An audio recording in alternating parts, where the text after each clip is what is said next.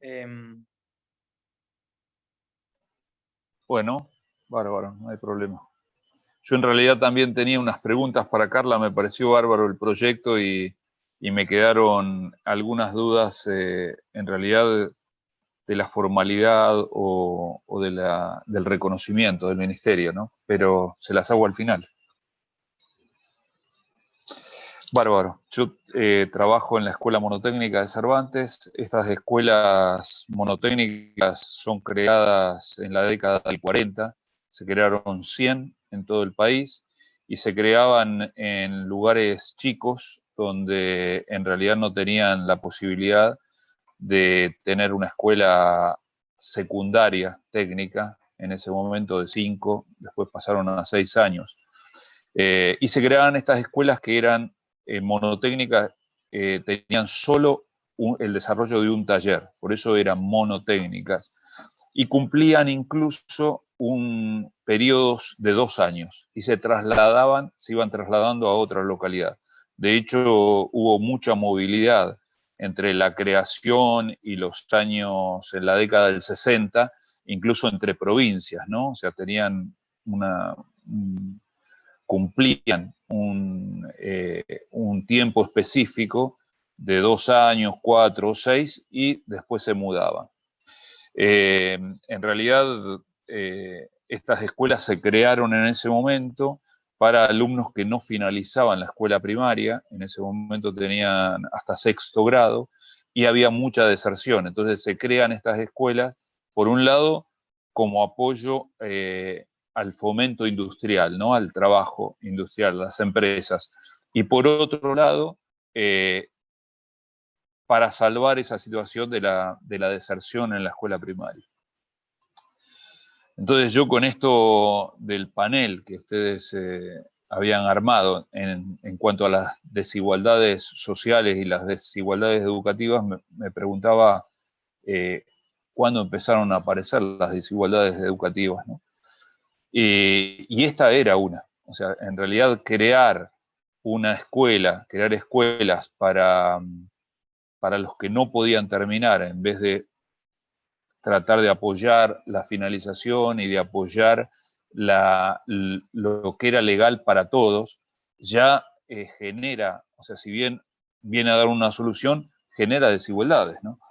Y si repasamos antes de eso, también encontramos desigualdades educativas. Estas desigualdades educativas no son propias de un establecimiento, de una educación, sino son propias de la sociedad. Y todo lo que es propio de la sociedad termina repercutiendo dentro de las escuelas. Entonces, es así. O sea, si hay desigualdades sociales, hay desigualdades educativas, no tengamos ninguna duda. ¿Qué pasó con esta escuela monotécnica? Esta escuela estuvo en Neuquén, estuvo en 2 o 3 localidades y terminó en Cervantes en su momento, hace 30 años casi. Y en realidad se presenta en su momento como esa escuela. Había otra escuela monotécnica en Cervantes y la escuela esa se traslada a Huergo, y la escuela monotécnica, en realidad esta monotécnica, viene de Neuquén. La escuela cumplía en esos 2 años una formación, tenía un taller y algunas materias, o sea, un plan muy, muy simple, o sea, eran, creo, 2 horas de taller y 2 horas de alguna materia de enseñanza general, se llamaba, donde se le daba un poco de economía, de cómo administrar un pequeño emprendimiento, y mucho del manejo de herramientas, ¿no? Que era lo que llevaba a esta formación laboral, ¿no? Las escuelas hoy por hoy están dentro de un grupo de escuelas a nivel nacional que se llama formación profesional, que han ido cambiando con los años, ¿no? Estas escuelas en realidad en el 59, en el año 59 se crea el CONET, el Consejo Nacional de Educación Técnica, de donde dependían todas las instituciones técnicas. Tanto la CENET en ese momento como estas escuelas monotécnicas, y había otras, incluso escuelas de oficio, de arte y de oficio. Y eso fue hasta el año 92, donde las escuelas nacionales, todas, no solo las técnicas, terminan pasando a la provincia. Incluso en esa década del 90, casi se iban a cerrar las escuelas técnicas, porque en realidad eran caras para el gobierno que estaba en ese momento. Proponía hacer bachilleratos técnicos, disminuir un año y hacer como unos trayectos técnicos profesionales, donde en realidad requería mucha menos inversión de la educación. Nosotros en la escuela, justamente en esa década del 90, casi no había apoyo, no había ni apoyo financiero, ni apoyo de nada, ¿no? O sea, en realidad los chicos que iban eran, como siempre pasó, los que quedaban fuera del sistema escolar, los que por algún motivo abandonaban la escuela secundaria, o ni siquiera ingresaban, ¿no? Eran muy grandes cuando terminaban la primaria, quedaban dando vueltas y en algún momento caían en la escuela pública. No era que caían en la escuela pública, sino que terminaban cayendo en esta escuela, y justamente lo que veíamos era el compromiso que teníamos que ponerle a estos chicos que venían, el trabajo con estos pibes, porque en realidad ya venían de fracasos anteriores. Ya habían tenido su negativa, su problemática por la que quedaron fuera del sistema. O sea, muchas veces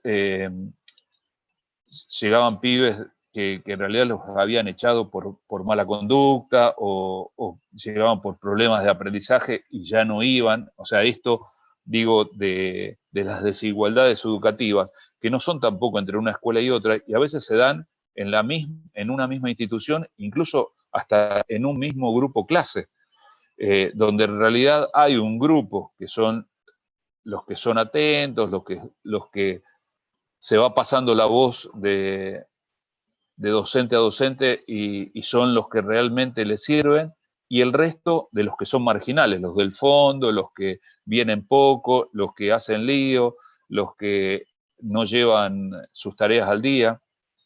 Y estos chicos, bueno, terminaban. Nosotros, igual en un principio, en ese momento, con el 2000, propusimos un nuevo plan, en realidad más significativo en cuanto a aprendizajes teóricos, que la escuela no sea solamente el agarrar herramientas, sino que haya algunas materias que apoyen este trabajo que hacían en el taller, y otras materias que las terminamos llamando de formación, ¿no? Que era en realidad más reconocerse uno, saber dónde estaba parado, saber cuál era el contexto, y hasta poder proyectarse, ¿no? Proyectarse a futuro. Y se fue dando que en realidad como una mutación. O sea, por un lado, con esa década del 90 se empezaron a cerrar estas monotécnicas, o sea, estas escuelas ya eran como caducas, y fue acá en Río Negro que fue la única que quedó. O sea, un poco se sostuvo porque el grupo de docentes que había no permitió el cierre, ¿no? Porque tenía un proyecto más allá de lo que el ministerio tenía para la escuela, que había recibido de parte del Ministerio de Educación de la Nación, tenía un proyecto institucional. El proyecto institucional se fue fortaleciendo justamente por la llegada de todos estos pibes, no solo de Cervantes. Primero había muchos de Cervantes de la zona marginal, de arriba del barrio Puente Cero, de la Defensa, de la parte de la Ribera, muchos chicos de Chacra, y empezaron a llegar incluso de Roca, de los barrios marginales. Me acuerdo de Barrio Malvinas, de Stefanelli en un principio, pero hoy por hoy hay hasta de Alta Barda que van, de Chacramonte, de la Ribera, también de Roca, de Paso Córdoba. O sea, chicos que es en realidad un trastorno, mucho tiempo el trasladarse hasta allá. Y después, incluso desde Regina, tenemos Regina, Huergo, Mainqué, Godoy, hay chicos. Es decir, que pibes hay un montón que llegan a la escuela. Y uno ve realmente esto de cómo llegan. O sea, porque algunos es como que llegan solos, ni siquiera uno conoce a la familia, no es la formalidad esta de decir, bueno, a ver, viene la mamá, el papá a inscribir al pibe, no, es que el pibe llega y dice, puedo venir a estudiar, hay lugar, de hecho incluso tampoco, o sea, tratamos de mantener la formalidad del calendario escolar en cuanto a las inscripciones y eso, pero sabemos que no es solo eso, que en realidad la escuela está permanentemente abierta como para recibir, ¿no? al que se va y sostener al que flaquea también. Y esto nos llevó a un perfil de escuela que en realidad terminó siendo reconocida, yo lo decía hace poco, por muchas instituciones, no solamente educativas, sino de todo tipo y de todas estas localidades vecinas, ¿no? O sea, permanentemente recibimos comunicación de algún organismo que dice, tengo un chico con este perfil, como para anotarlo en la escuela. Y en la escuela no es que hicimos magia, ¿no? En realidad no fue magia el trabajo, en realidad fue responder a las necesidades con las que venía cada uno. Hoy por hoy tenemos grupos numerosos, más allá del año pasado y con la pandemia, pero sabemos que en realidad no podemos dar dentro de cada grupo una enseñanza general digo múltiple, ¿no? O sea, bajar el contenido, la explicación para todos los que están sentados ahí de la misma forma. En realidad casi es personalizado, pero al mismo tiempo colaborativo y en equipo. O sea, tenemos una fuerte impronta, primero, de haber fortalecido un equipo de trabajo con mucha discusión antes de salir a la cancha, digo yo, y salir a la cancha con las cosas preparadas, teniendo claros los objetivos, cómo es el trato, cómo es el trabajo, cómo es la didáctica, ¿no? Día a día. Y esto, bueno, digo, nos permitió esto. Hoy por hoy, en realidad, tenemos una cantidad de pibes que pasan por la escuela y que cuando pasan por ahí por la escuela, después se insertan en un secundario, vuelven a hacer el secundario, porque retoman su estima. O sea, yo digo, muchas veces uno los ve venir con la cabeza gacha, o sea, siendo lo peor de la sociedad, ¿no? Señalado porque tal cosa, porque tal otra, con un sello en la frente así grandote, donde es lo peor, donde ha pasado por lo peor. Y en realidad lo que nosotros nos planteamos es reconocer a cada uno, o sea, reconocernos desde con el nombre, o sea, nosotros nos llamamos por el nombre, uno el otro, hasta reconocer todo lo que puede. O sea, no nosotros docentes, sino que el pibe pueda reconocerse a sí mismo qué es lo que puede. Y tenemos con algunos que al poco tiempo, los meses de haber entrado, son bárbaros. Realmente son pibes que si en realidad no hubieran tenido esta vulnerabilidad en todo lo que han tenido, hoy no hubieran pasado por la escuela monotécnica. Porque siempre digo, o sea, nosotros hemos recibido muchas críticas, ¿no? La escuela de los negros, la escuela de los pobres, de los chacareros, que no tendrían que estar abierta la escuela. Y es verdad, ojalá no estuviera abierta, pero en realidad que estos pibes tengan la igualdad de oportunidades que tienen todos. Y no es solo la igualdad de oportunidades de decirle, bueno, se pueden inscribir, sino el hecho de poder sostener todo un trayecto dentro de una escuela, de cualquier escuela, ¿no?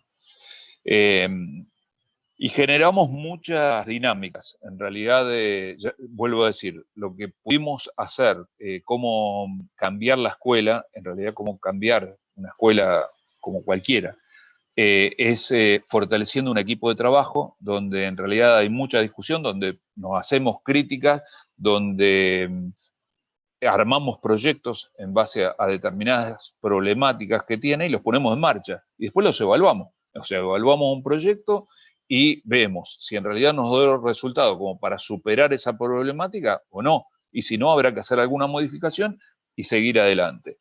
Apuntamos mucho a la participación tanto del equipo docente como de los pibes, ¿no? O sea, tratar de que ellos puedan superar esta dificultad de sentirse invisibles, ¿no? De que en realidad no pertenecen, de darle identidad. Por eso hacemos mucho también hincapié en esto de que donde podamos participar, participamos. Muchas veces la escuela monotécnica no es una escuela de nivel secundario, o sea, seguimos dentro de la escuela de formación laboral. Si son 2 o 3 años, depende de cada chico y de la intención que tengan. En realidad no, esos años tampoco se los toman para escuelas, para después, para una escuela secundaria. Entonces, digo, el pibe tiene que tenerla clara como para saber que va a terminar. Algunos retoman la escuela secundaria y otros que son mayores, que terminan con 20 años o más, bueno, les sirve al menos eso como para encarar un proyecto propio o una inserción laboral, ¿no? Pero, digo, esto de que no es secundaria, nosotros siempre decimos que no competimos con el secundario. O sea, bárbaro, si un pibe no termina la escuela monotécnica, pero se dio cuenta en el primer año que hizo o en el tiempo que realmente quiere ir al secundario, buenísimo, ¿no? Y nosotros lo apoyamos y tratamos de sostener realmente esas decisiones, con la familia o con él solo, ¿no? Y otra cosa a la que apuntamos con estos proyectos, con este trabajo de proyectos donde en realidad tratamos de que no sea cada docente único, porque eso también es parte del fracaso de muchos, ¿no? Donde entra uno, da su materia, entra otro, da su materia, sino tratamos de abrir mucho el juego. Implementamos un plan de hace unos años que fue la planificación por rotaciones, donde cada rotación tienen un taller y 2 materias, y se planifica en forma conjunta, ¿no? Donde el pibe en realidad está viendo conocimientos desde distintos lugares, pero también los docentes están interviniendo en un proyecto desde su lugar. Porque lo que sabemos es eso, que el conocimiento no es compartimentado, sino que es único. Lo que pasa es que en algún momento, desgraciadamente, se organizó de esta forma y quedó. Y esto hoy no le está haciendo muy bien a todos, ¿no? Marcelo, vos un decime, minutito sí, más. decime el tiempo. Un minutito Bárbaro, más. buenísimo. Buenísimo. Seguramente me faltan un montón de cosas, pero bueno, cuando después tengan otra vez tiempo me dicen.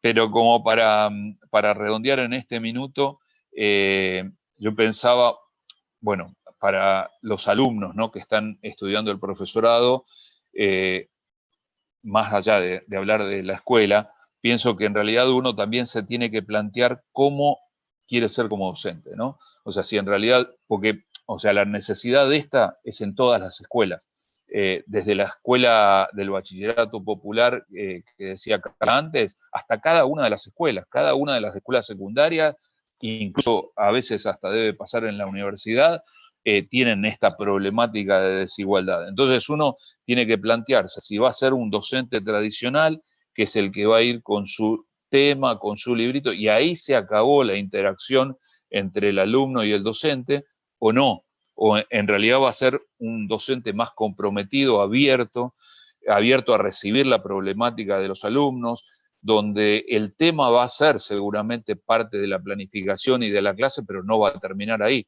sino uno va a ir viendo a ver de qué manera le puede dar al alumno esta ayuda, este acompañamiento para que pueda superar un montón de cosas y que en realidad en algún momento pueda ser autónomo. Pues si nosotros en realidad le damos esas herramientas, después no vamos a necesitar llenarle la cabeza de contenidos. El pibe las va a conseguir solo. O sea, nosotros tenemos una cantidad de pibes que con esta acción de haberse encontrado, de haber podido proyectar, hoy es mejor que uno realmente.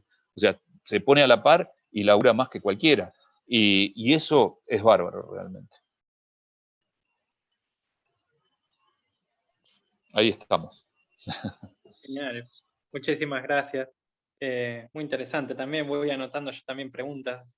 Primero voy a dejar a los estudiantes para preguntar al final y pasamos a nuestra tercera invitación.